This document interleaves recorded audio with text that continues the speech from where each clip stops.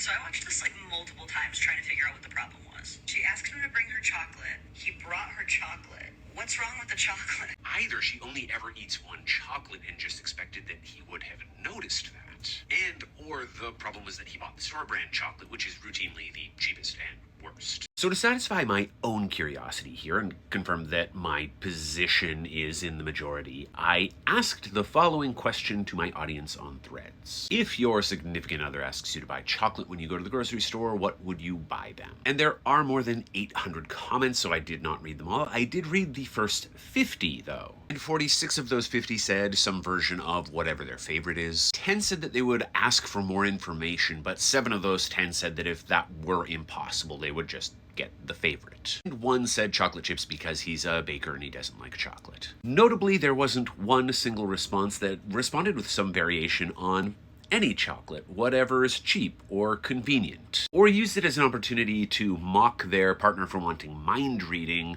or, teach them a lesson about being specific.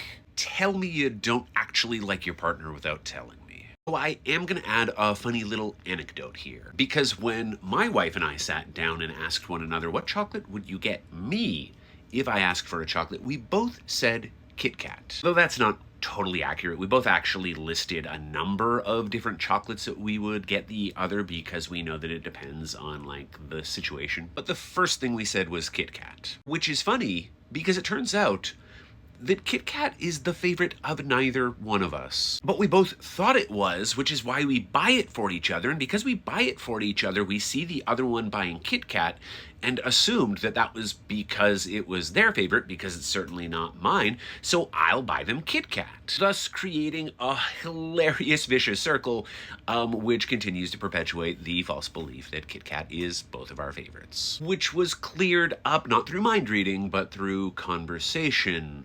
Maybe the folks who are really obsessed with saying mind reading ought to try it sometime.